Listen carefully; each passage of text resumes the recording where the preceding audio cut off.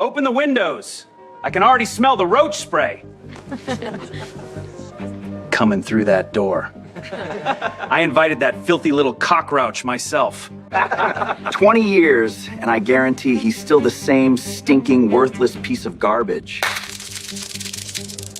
we used to wipe our shoes on. People like him don't change. Born trash, die trash. That's the natural order.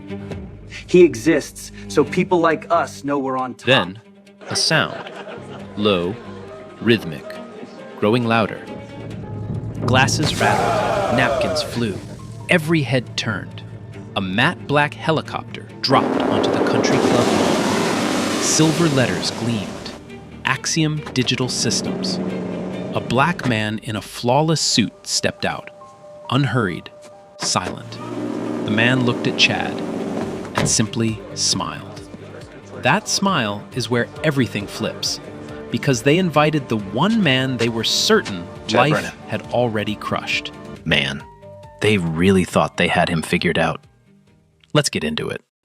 Let me take you back, because to understand what that helicopter means, you need to know where Terrence Harrison came from. Valdosta, Georgia. Small town. Everybody knew everybody, and everybody knew their place. Terrence grew up on the east side in a two-bedroom house with peeling paint and a leaking roof. The front porch sagged like it had given up years ago. Window screens held together with duct tape. His mother, Brenda Wilson, worked 3 jobs.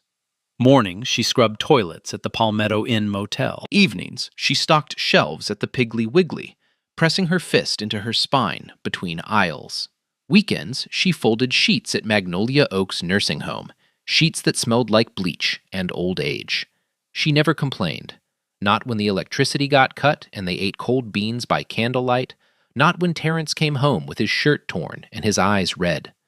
Terrence wore clothes from the church donation bin, pants always too short, shoes with soles peeling apart. He learned to walk so the flapping wouldn't make noise in the hallway. But that boy was brilliant. Numbers made sense to him the way music makes sense to some people. Effortless, natural. His science teacher once told him he had a mind that could change the world. Terrence held that sentence like a life raft. School was his escape, but also his prison, because at Valdosta High there was a king, Chad Brennan. His father owned Brennan Motors, biggest dealership in 3 counties. Chad drove a new truck every year. Starting quarterback, homecoming king. His name was spoken in hallways like a verdict. Beside him, always, Kyle Dawson. Not smart enough to lead, mean enough to follow. Together, they made Terrence's life hell. 10th grade. Terrence won the regional science fair. The Valdosta Daily Times printed his photo. For one day, he felt like he mattered. Next Monday, the article was taped to his locker. Across his face, in thick black marker. Still broke, though. Kids pointed. Kids laughed. A teacher walked past, glanced at it, and kept moving. Did not stop. Did not say a word. Terrence peeled it off, folded it, put it in his backpack, went to class. Senior prom. Terrence saved for 5 months, mowing lawns, washing cars, sweeping the church parking lot. He rented a navy suit, not expensive, but his, the first nice thing he had ever worn. He walked through the gym doors feeling like he belonged. Chad was waiting by the punch table, red cup in hand. "Nice suit, Terrence. You look almost human tonight." Then he poured the entire cup down the front of Terrence's jacket. Slow, deliberate, red soaking through the fabric like a wound spreading. Silence. Then laughter. Terrence stood there, punch dripping off his fingers, staining his rented shoes. He turned and walked out. Did not run. Brenda found him on the porch an hour later, ruined suit still on, face wet, but silent. She sat beside him, pulled him close, and held him. No words. Sometimes all you can do is hold on. That was the last time Terence Harrison cried in Valdosta. Now, 20 years later, Chad Brennan sits in a cluttered insurance office. Scratched desk, ceiling stain from a leak nobody fixed. His father's dealership went bankrupt 8 years ago. His marriage is hanging by a thread. 3 months behind on his truck payment. But in his head, still the king. He picks up the phone, calls Kyle. "I'm putting together the reunion. Find Terence Harrison. Terence? Why? Because it'll be like old times. Everybody needs a reunion mascot, right?" Kyle laughs nervously. "Don't worry about it," Chad says. "A guy like that? Probably bagging groceries somewhere. If he's even alive. People like him don't make it." He never searched Terence's name, never typed it into Google, never checked LinkedIn. Because in Chad Brennan's mind, a black kid who grew up poor stays poor. That is the only story he is willing to believe. He drops the invitation in the mail. Cheap cardstock, Comic Sans font, and waits. The Valdosta Country Club sat at the edge of town like a monument to people who peaked in high school. White columns, trimmed hedges, a parking lot full of trucks and mid-range sedans. The banner inside read, "Welcome back, class of 2006," in gold letters. Soft jazz played from rented speakers. The smell of cheap catered barbecue hung in the air. Chad Brennan stood near the stage in a sport coat he bought on clearance 2 days ago. Tag still on the inside. He planned to return it Monday. But tonight he looked like money. Or at least he thought he did. Kyle Dawson was beside him. Always beside him. Nursing a whiskey, scanning the room. "You think he's actually coming?" Kyle asked. Chad grinned. "Oh, he's coming. I made sure of it. Told him the whole class was asking about him, that everybody missed him." He laughed. "Can you imagine? Everybody missed him. That's the funniest thing I've ever written." The room filled up. Old classmates hugged. Old girlfriends avoided each other. The DJ played hits from 2005. People danced badly and loved it. Chad checked his watch, checked the door, checked his watch again. Then he grabbed the microphone. "Ladies and gentlemen, welcome to the class of 2006 reunion. 20 years, baby. We made it. Some of us got rich." He pointed at himself. A few people laughed politely. "Some of us got fat." More laughter. "And some of us, well, we invited one special guest tonight, who I think is going to remind all of us just how far we've come. Compared to him, anyway." He winked at Kyle. Kyle raised his glass. And then, the sound. It started low, a distant pulse, like a heartbeat in the sky.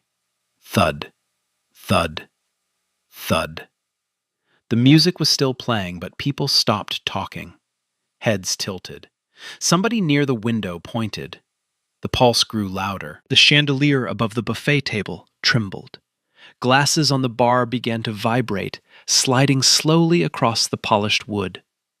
A napkin lifted off a table and floated to the floor. Then the spotlight hit.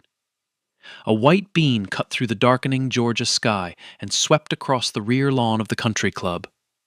The grass flattened in concentric circles. Trees at the edge of the property bent sideways.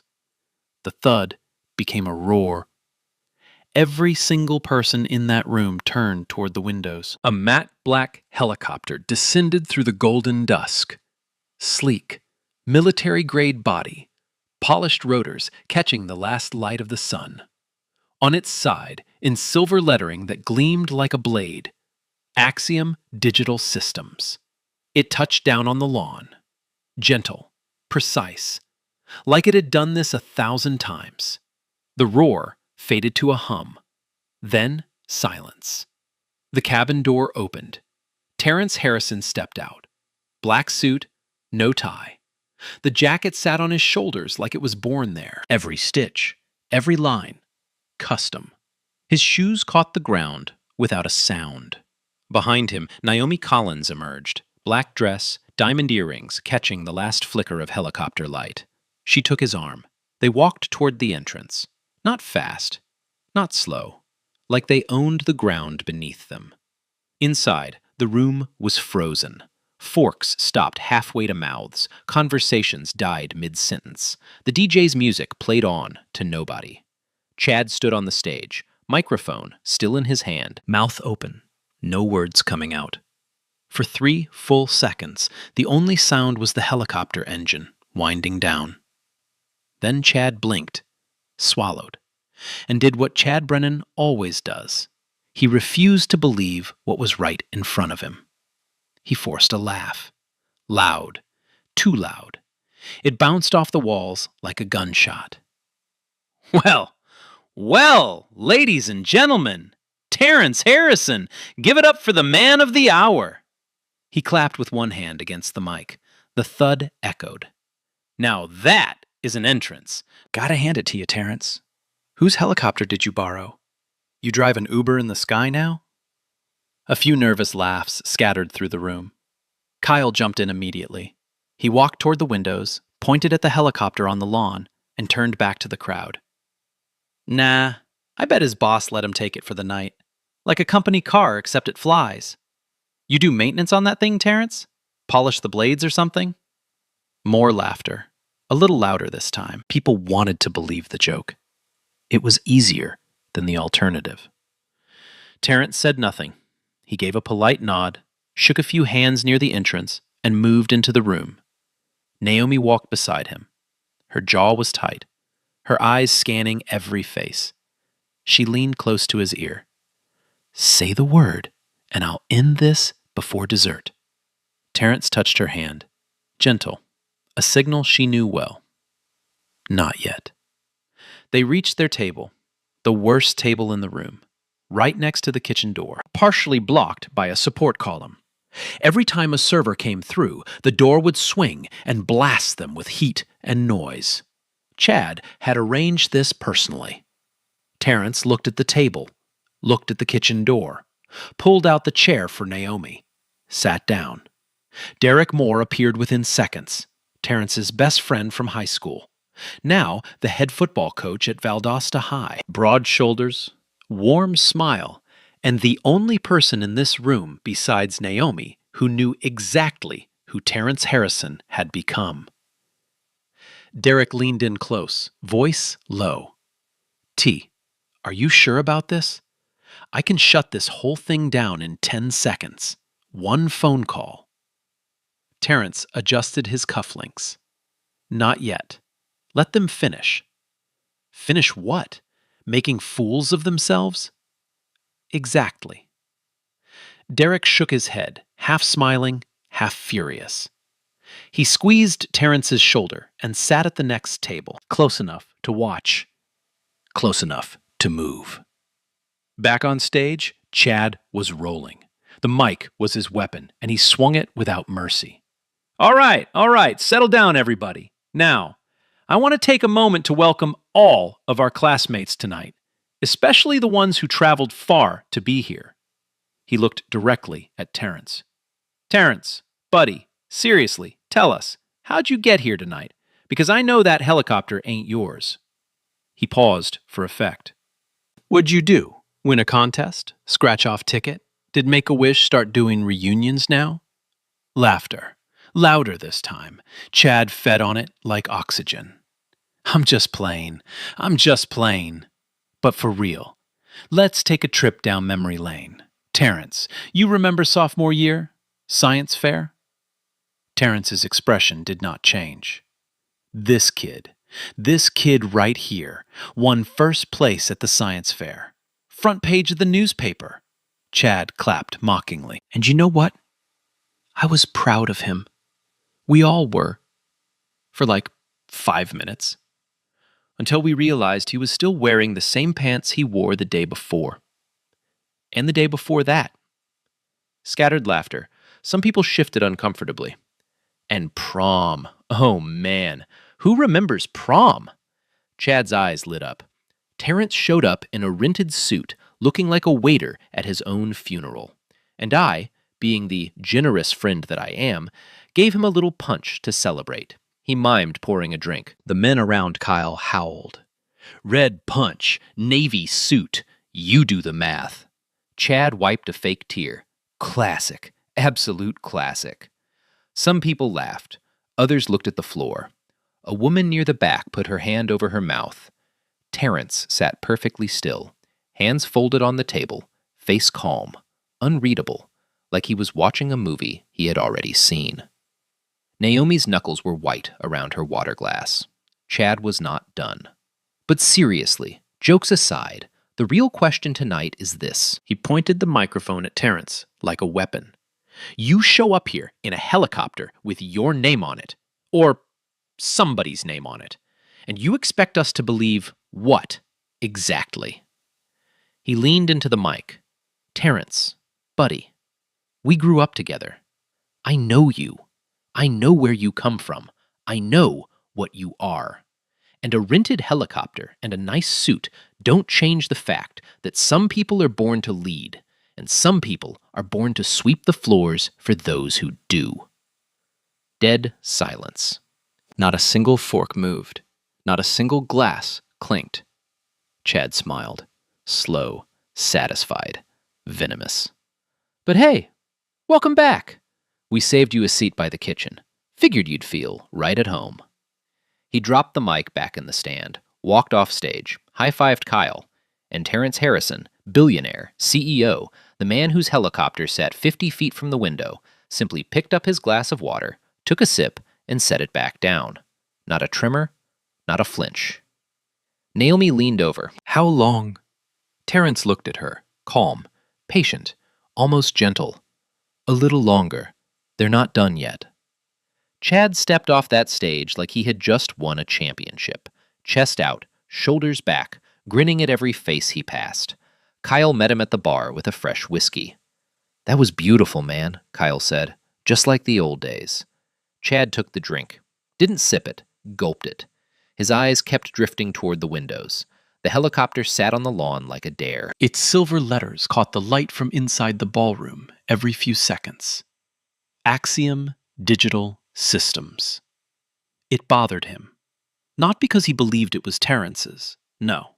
Chad Brennan would sooner believe the earth was flat than believe a black kid from the east side of Valdosta owned a helicopter.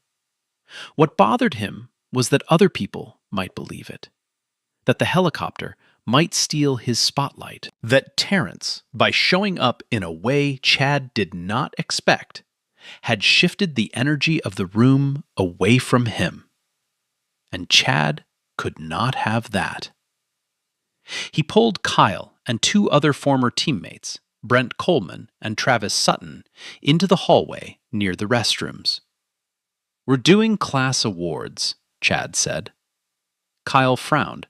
That wasn't on the program. It is now. Chad pulled out his phone and typed something. Brent, go find the front desk. They have a printer. I need one certificate printed in the next 5 minutes. What's it say? Chad turned his phone around. On the screen, in bold letters, Best Actor for pretending to be somebody. Brent hesitated. Travis laughed nervously. Just do it, Chad snapped. And make it look real. Gold border, fancy font, the whole thing. While they were gone, Rebecca Brennan found her husband in the hallway. She had been sitting at their table all night, watching. Quiet. Embarrassed. She grabbed his arm and pulled him aside. Chad, stop. Stop what? This.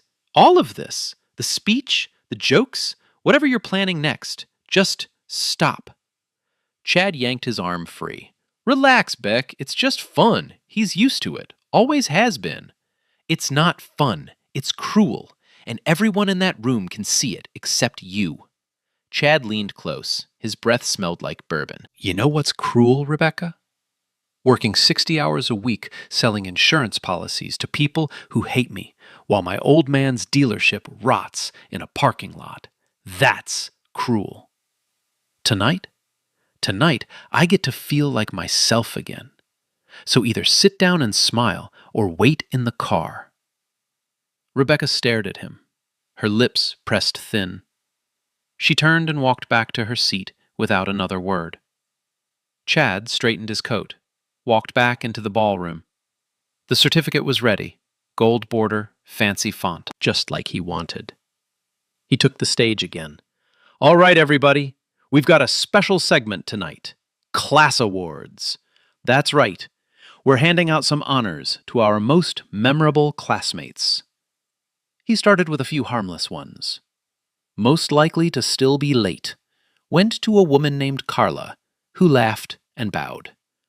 Best hair, 20 years running, went to a guy named Dennis, who flexed for the crowd. Light, easy. People clapped, people laughed. Then Chad's voice dropped, just slightly, just enough. And now, our final award. This one is very special. This one goes to the man who put on the greatest performance of the entire evening. The man who literally flew in somebody else's helicopter to convince us all that he's somebody. He paused. Let the silence build. Ladies and gentlemen, give it up for Terrence Harrison. Come on up, buddy. You earned this. Applause, but thin, scattered, uncertain. Terrence stood, buttoned his jacket, walked to the stage. Each step measured. His face revealed nothing. Chad held out the certificate like a trophy. Best Actor for pretending to be somebody. Terrence took it, read it, looked at Chad, then looked at the audience. I appreciate the creativity, Chad. You always put more effort into this kind of thing than your homework. A ripple of uncomfortable laughter. Chad's smile cracked for half a second. Then he snatched the mic back. Always got a smart mouth, huh? Some things never change. But I guess when you've got nothing else, words are free. Terrence returned to his seat. He set the certificate on the table. Naomi looked at it, then looked at him. I'm keeping it, he said quietly. Reminder. 20 minutes passed. The DJ played. People danced, but the energy had shifted. Conversations were quieter. Glances kept drifting toward Terrence's table, toward the helicopter on the lawn. People were starting to wonder, and that wondering made Chad drink faster. Kyle found Terrence at the bar, alone, waiting for water. Kyle leaned against the counter. He reached into his pocket, pulled out a $20 bill, and dropped it on the bar right in front of Terrence. The bill landed flat, Andrew Jackson's face staring up. Here, man, for the helicopter fuel, or bus fare home, whichever one you actually need. Two women nearby gasped. A bartender froze mid-pour. Terrence looked at the bill, picked it up, Folded it neatly, once, twice, and slipped it into his breast pocket. I'll hold on to this. Thank you, Kyle. His voice was so calm, it made Kyle's hands shake. Kyle stepped back, then turned and walked away fast, like a man who had just poked something he suddenly realized could bite. Another 30 minutes. Chad was drunk now. Not sloppy, mean. The kind of drunk where every word comes out sharp and aimed. He found Terrence near the terrace doors. Naomi had stepped away to the restroom. Terrence was alone, looking through the glass at the helicopter on the moonlit lawn. Chad walked up behind him. Close. Too close. He grabbed Terrence's arm, hard, fingers digging into the fabric of that flawless suit. Do you think this changes anything? Terrence didn't turn. Let go of my arm, Chad. You think a helicopter and a suit makes you one of us? Chad squeezed harder. His face was red. A vein pulsed at his temple. You were nothing. You are nothing. You will always be nothing. Your mama scrubbed toilets so you could eat. And now you show up here pretending to be somebody? In my town? Terrence turned slowly, looked down at Chad's hand on his arm, then up at Chad's face. I said, let go. Kyle appeared behind Terrence, close enough to block the exit. Naomi came around the corner. She saw the grip, saw Kyle's position. Her heels clicked faster on the marble floor. Get your hand off my husband. Now. Or you will hear from my firm before you finish your next drink. Chad laughed. Oh, she speaks. What are you, his lawyer? With what money? You bill by the food stamp? Officer Doug Perry, the off-duty cop working security, walked over. He looked at Chad's hand on Terrence's arm, looked at Terrence, looked at Naomi. Then he turned to Terrence. Sir, I'm going to need you to calm down. Naomi's eyes went wide. He hasn't raised his voice once. Not once. The man grabbing him is the problem. Perry shrugged. Ma'am, I'm just keeping the peace. Chad released Terrence's arm, smirked, winked at Perry. Thanks, Doug. Good man. He patted the officer's shoulder like they were old friends. Because they were. Then Chad walked back toward the stage. He had one more thing to say. The big one. He grabbed the microphone, tapped it twice. The room quieted. Listen up. I want to say something real tonight. Something honest. He looked directly at Terrence. Some people in this world are born into rooms like this. And some people, no matter how hard they try, no matter what costume they put on, no matter whose helicopter they borrow, will never belong. He let that land. Terrence, you were a charity in high school. You're a charity now. The only reason you're in this room is because I invited you. I chose to let you in. And we all know why. He spread his arms wide, so you could see, one more time, exactly where you stand, which is beneath every single person here. The room was dead. Absolutely dead. Someone near the back was crying. A man at table 6 stood up and walked out. Terrence's hand trembled. Just barely. The first crack. The first visible sign that the boy from the east side was still somewhere inside the man in the suit. Naomi grabbed his hand, held it tight. Derek Moore shot to his feet, fists clenched, ready. Terrence looked at him, shook his head. Barely a movement. Not yet. Yo, I'm not gonna lie. This part right here had me heated.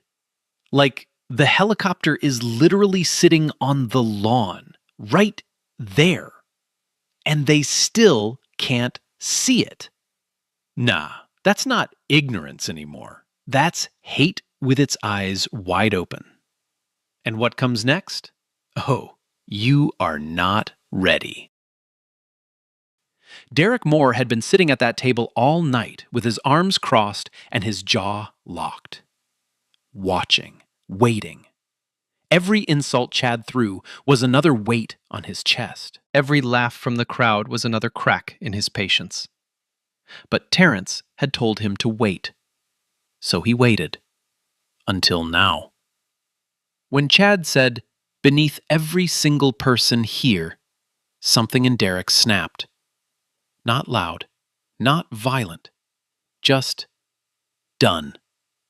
He stood up, pushed his chair back slow, walked to the AV table where the reunion slideshow had been playing all night. Old prom photos, football games, cafeteria selfies. Nobody paid attention to it. Background noise. Eric unplugged his phone from his pocket, connected it to the projector cable. 2 clicks. The slideshow disappeared. The screen went black for 1 second. Then it filled with a face every business magazine in America had printed in the last 5 years. Terrence Harrison, on the cover of Forbes. The headline was enormous, white letters on black background. Terrence Harrison, founder and CEO of Axiom Digital Systems, net worth $2.1 billion. Youngest black self-made billionaire in defense technology.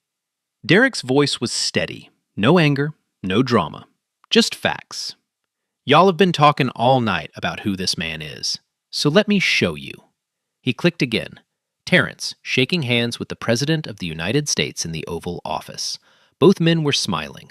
The presidential seal is sharp and clear behind them. Click. Terrence ringing the opening bell at NASDAQ, confetti raining down. The Axiom Digital Systems logo glowing on the tower screen in Times Square. Click. The cover of Wired magazine. The Quiet Giant. How Terrence Harrison built a $2 billion empire nobody saw coming. Click. Bloomberg Businessweek. Black Enterprise, a CNN segment showing Terrence presenting a $50 million check to a coalition of HBCUs. Click. A ribbon-cutting ceremony, a building with enormous letters across the entrance. The Harrison Wing, Atlanta Children's Medical Center. Each image landed like a sledgehammer. The room changed with every click. People covered their mouths. Someone dropped a glass, and it shattered on the tile, but nobody looked down. A woman at table 3 started crying. A man near the bar whispered, "Oh my God," loud enough for the whole room to hear. Chad Brennan stood near the stage. His face had gone white. Not pink, not flushed. White. Like every drop of blood had drained from his head and pooled in his feet. His mouth opened, closed, opened again. Nothing came out. Kyle Dawson had backed up so far he bumped into a table behind him. Chairs scraped. A water pitcher wobbled and fell. He didn't notice. Derek stepped aside. Terrence stood, slowly. He buttoned his jacket with one hand, walked to the microphone. His shoes made no sound on the carpet. He looked at the room, not angry, not smiling, not gloating, just present. I knew what this invitation was the moment I opened it. His voice was low, even. Every word is placed like a stone. I knew what you planned. The seating, the jokes, the awards, all of it. I came anyway. He paused. Let the silence do the work. Not for you, Chad. Not for you, Kyle. I came for the 14-year-old kid who stood in that hallway with a newspaper article taped to his locker and the word broke written across his face. I came for him because he deserved to see this. Nobody breathed. That helicopter on the lawn?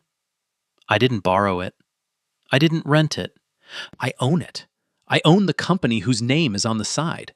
I built it from nothing. 4,000 employees, $620 million in government contracts last quarter alone. He looked at Chad.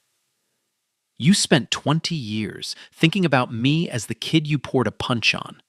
I spent 20 years building something that matters. I think we both know who stayed stuck. Chad's lips moved. No sound. Terrence reached into his breast pocket, pulled out the $20 bill, unfolded it, held it up between two fingers so the whole room could see. Kyle, you gave me this tonight. Said it was for bus fare. Kyle looked like he wanted the floor to swallow him. I told you I would hold on to it, and I will.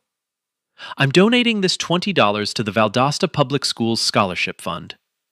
He set the bill on the podium. And I'm matching it, times 100,000. The number hung in the air. $2 million. The room exploded. Gasps, hands over mouths. Someone screamed. Someone started clapping, and then everyone was clapping. Not politely, not socially, desperately, like they needed to do something with the energy tearing through their bodies. Terrence did not smile, did not bow, did not celebrate. He simply turned, walked back to his table, pulled out Naomi's chair, and sat down beside her. She looked at him, eyes glistening. Was it worth it? Terrence glanced at the helicopter through the window, then at the certificate on the table. Best Actor for pretending to be somebody. Every second. The applause hadn't even died when Chad moved. He stumbled toward Terrence's table, not walking, lurching. His face was a mess of red blotches and sweat. The sport coat he planned to return Monday was wrinkled and soaked through the back.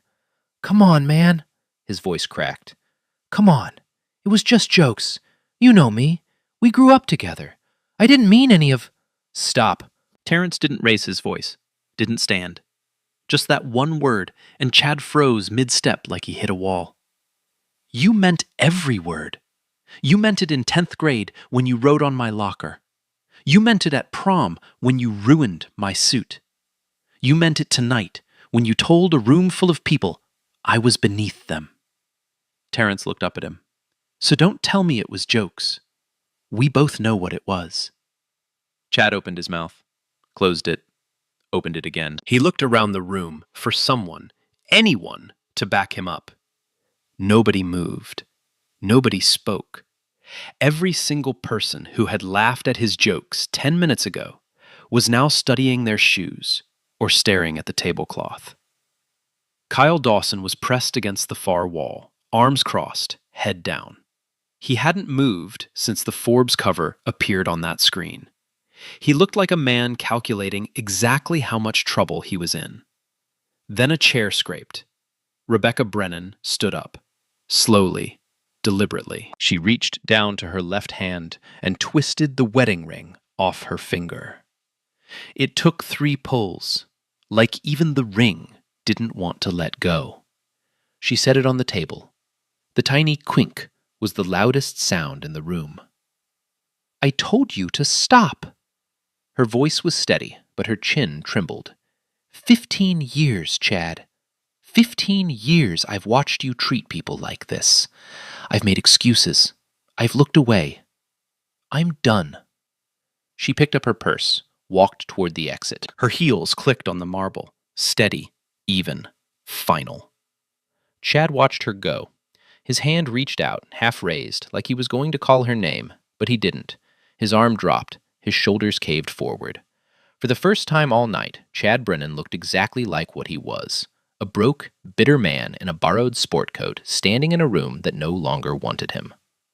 Near the side door, Officer Doug Perry was trying to slip out unnoticed. He had his security badge half unclipped, one foot already angled toward the parking lot. Naomi's voice stopped him cold. "Officer Perry." He turned, tried a smile. "You witnessed an assault tonight.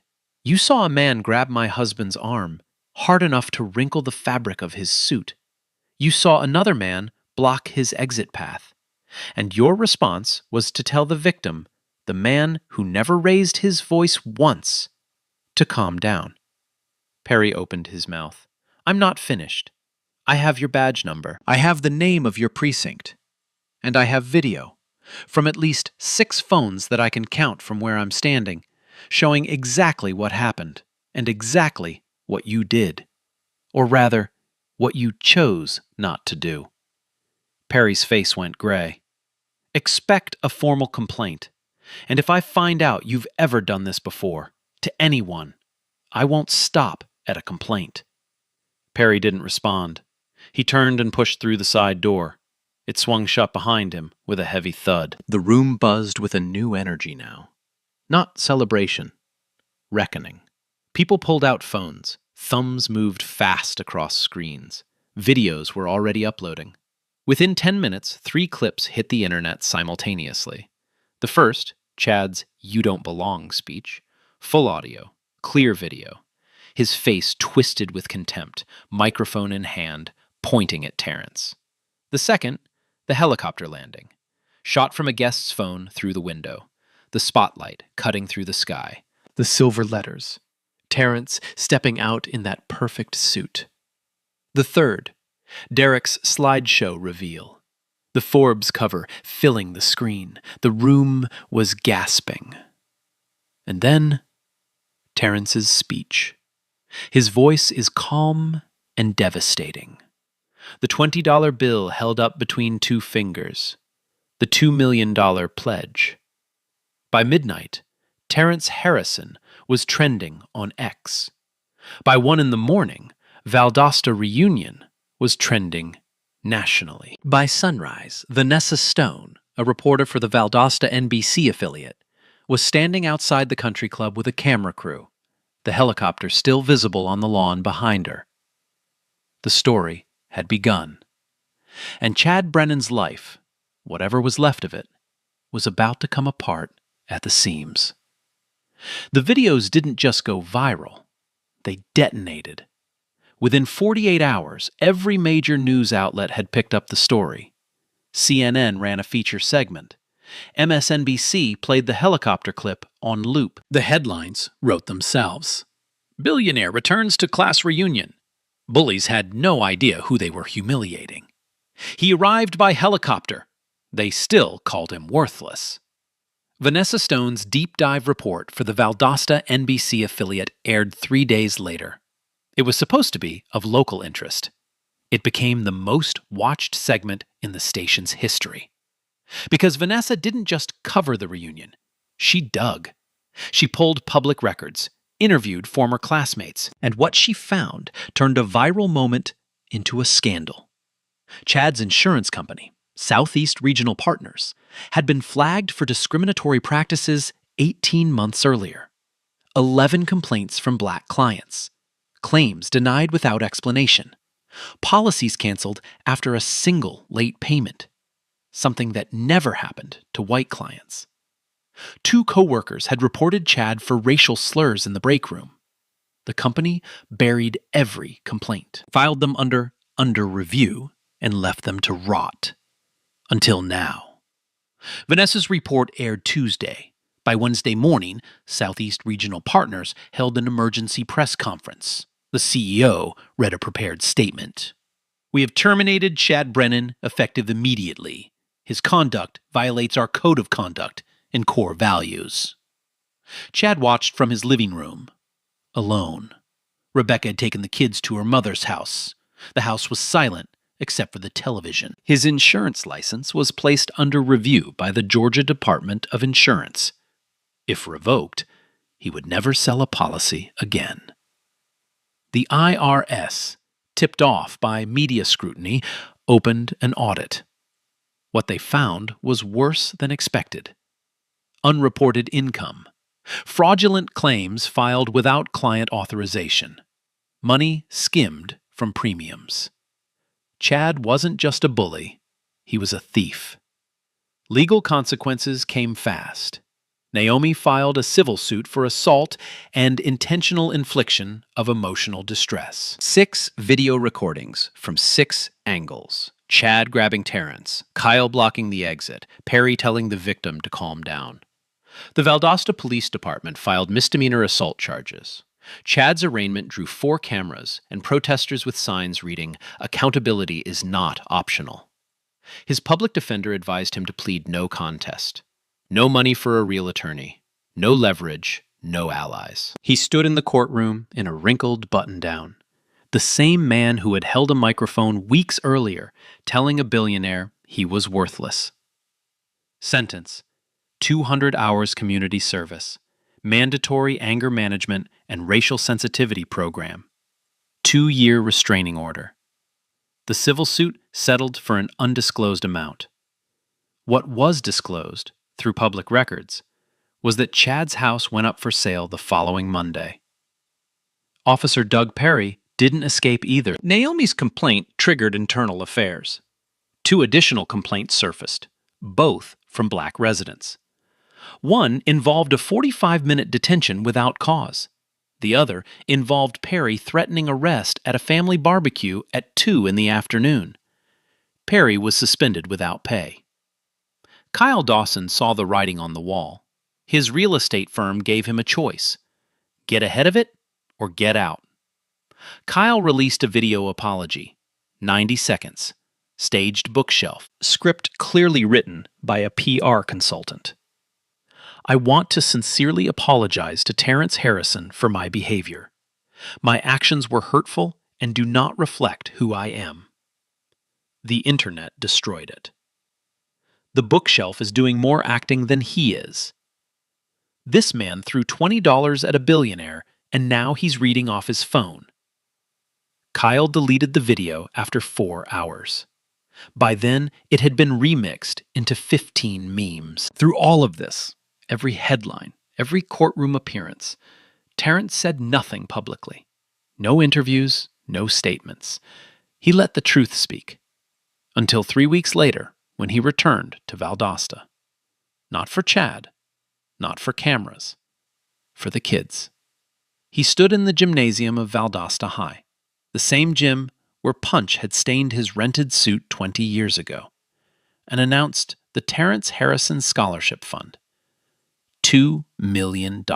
Open to any student in Lowndes County with financial need and a dream bigger than their zip code. The bleachers were packed. Students, teachers, parents. He didn't speak to the cameras. He spoke to the kids. I stood in this gym at 17 with a red punch on my suit and shame on my face. I thought that night would define me forever. He paused. It didn't. And whatever you're going through right now, whatever hallway, whatever locker, whatever name they call you, that won't define you either. He looked across the rows of young faces. The people who try to make you small are almost always terrified of how big you might become. In the front row, Pastor James Taylor, 83 years old, rose slowly, hands shaking, eyes wet. He reached out, and Terrence stepped off the stage into his arms. They held each other. The gym went silent, except for crying. Beside the pastor sat Brenda Wilson. Simple blue dress, Sunday earrings. She did not stand, did not speak, but her hand was in her purse, fingers wrapped around a faded science fair ribbon from 23 years ago, the one from the article Chad had once defaced. She held it and smiled. 6 months later, Terrence Harrison sat in his corner office on the 42nd floor of Axiom Digital Systems headquarters in downtown Atlanta. Morning light poured through floor-to-ceiling windows. The skyline stretched out below, glass and steel and possibility. On his desk, next to a framed photo of Naomi and a signed letter from the Secretary of Defense, sat one thing that didn't belong. A fake certificate with a gold border and fancy font. Best Actor for pretending to be somebody. He kept it propped against his monitor where he could see it every single morning. Naomi walked in with coffee. She set the mug down, glanced at the certificate like she always did, and shook her head. 6 months, and you still have that thing. Always will. Why? Terrence leaned back in his chair, looked at it. Because every empire was built by someone the world refused to see. The DoD contract was fully operational. Axiom had expanded into 3 new sectors. Revenue was up 40%. 4,000 employees had become 4,800. But Terrence didn't measure his year by contracts or revenue. He measured it by what happened back in Valdosta. The scholarship fund had completed its first cycle. 15 students, full rides, tuition, books, housing, meal plans, everything covered. No loans, no debt. No kid eating cold beans by candlelight, wondering if college was even possible. One of the 15 was a quiet girl named Destiny Williams. 14 years old when she applied. Grew up 6 blocks from where Terrence used to live. Same kind of house, peeling paint, sagging porch. She had won the Lowndes County Regional Science Fair the spring before. First place. Just like Terrence had, 23 years earlier. Nobody taped her article to a locker. Nobody wrote across her face. Because this time, there was a fund, a name behind it, a story that made the town pay attention. Destiny was studying computer science at Spelman College. Freshman year. Dean's List. Terrence kept her acceptance letter pinned to the corkboard behind his desk, right next to that old reunion invitation, cheap cardstock, Comic Sans font. Back in Valdosta, Brenda Wilson no longer cleaned houses. She lived in a 3-bedroom home with a garden and a porch that didn't sag. Terrence had built it for her on Magnolia Street. The same street where she used to scrub other people's floors on her hands and knees. Every morning, she sat on that porch with her coffee and watched the sun come up over the trees. Sometimes Pastor Taylor came by, and they sat together in silence. Two old souls who had carried a boy through the fire and lived long enough to see him fly. Derek Moore's football program at Valdosta High had a new athletic facility, the Harrison Fieldhouse. Full weight room, film room, locker rooms with actual lockers, not the rusted ones Derek had grown up with. The first game played there drew the biggest crowd in school history. Derek hung a photo in his office, him and Terrence, age 15, sitting on the bleachers of the old field. Two skinny kids with holes in their shoes and no idea what was coming. Under the photo, a handwritten note from Terrence. "We made it, Dee. Both of us." One Tuesday afternoon, 6 months and 4 days after the reunion, Terrence drove to Valdosta alone. No helicopter, no entourage, just him and a rented car. He parked at the high school, walked through the front doors. The hallways smelled the same, floor wax and cafeteria food, and something that might have been hope. He walked past the gym, where Punch had stained his suit, past the cafeteria, where he had been turned away, past the classroom, where his science teacher had told him he could change the world. He stopped at his old locker, number 213, where a newspaper article had once been taped and defaced with the word broke. There was now a bronze plaque bolted to the metal. Terrence Harrison, class of 2006. Proof that where you start is not where you finish. He stood there for a long time. His fingers touched the plaque, traced the letters of his own name. He smiled. Then he turned, walked back down the hallway, and stepped through the front doors into the warm Georgia sunlight. Somewhere in the distance, the sound of a helicopter. His ride home.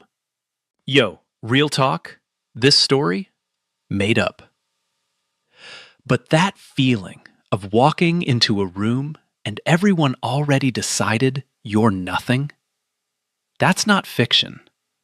That's Tuesday for a lot of people.